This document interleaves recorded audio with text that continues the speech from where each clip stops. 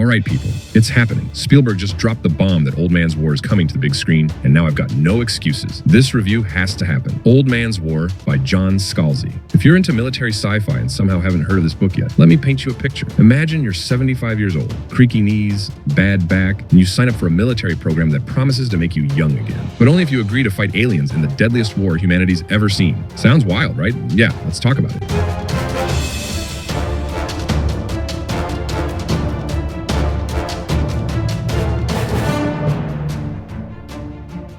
So here's the setup. Earth's kind of over it, like overcrowded, environmentally meh, and humanity's expanding to the stars. The catch? You don't just go. The Colonial Defense Forces, the CDF, need soldiers. And not just any soldiers, but old people.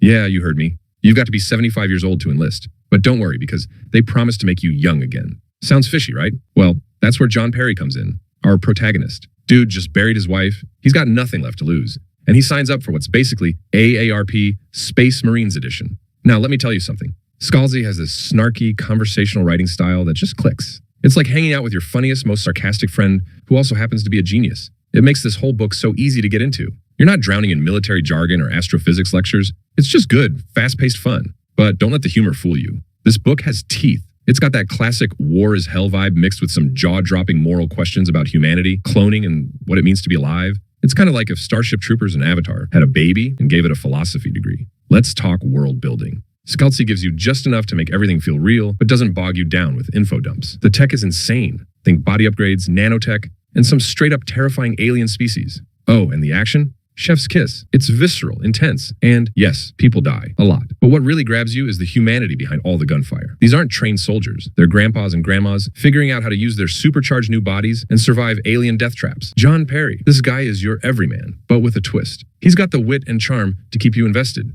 But what I love about him is his heart. He's not just a cog in the war machine. He's asking the big questions. Why are we fighting? Is it worth it? These aren't the kind of questions you expect from a military sci-fi book, but Scalzi's got a way of weaving them in without making it feel like a philosophy lecture. In fact, sometimes it's almost like John Perry's asking them in between unloading his weapons and taking down some aliens, like, am I fighting for the right reasons or just because the CDF is paying my retirement benefits? It's this perfect balance of deep and thoughtful, mixed with the high-octane action you want in a book about fighting space bugs and space birds. Look, I'm all for action, but it's these moral questions that elevate the story. It's like if you combined Full Metal Jacket with Starship Troopers, then ask the characters, what does it mean to really fight for humanity? It makes you stop and think for a second before you dive into the next battle. And speaking of the next battle, let's talk about the side characters. Chef's kiss again. They are so much fun. Scalzi knows how to fill the ranks with people who feel alive, not just cannon fodder for alien destruction. You've got the grizzled veterans, the rookies, and a couple of wild cards thrown in for flavor. And let me tell you, every single one of them gets their moment to shine. You can feel the camaraderie between them, and when stuff starts to go south, it hurts. You feel for these characters like they're your own squad mates, even though they might be cracking jokes about how they'll survive the next battle, which, by the way, they probably won't. And here's where the book really shines. At its core, Old Man's War isn't just a military sci-fi shoot 'em up. It's about life, death, and second chances. What would you do if you could live a second life? What would you risk for humanity's survival? Scalzi doesn't hit you over the head with these questions, but they're there, lingering in the background, making every battle and every loss feel heavier. And there we have it. If you haven't read Old Man's War yet, please fix that. It's fast, fun, and full of heart. Everything you want from military sci-fi. And now Spielberg's attached to the movie adaptation, which is exciting and terrifying. I mean, will he nail the snark and heart of the book, or will it go all serious like War of the Worlds? Either way, I'm hyped. This is the perfect time to dive into the book before Hollywood gets its hands on it.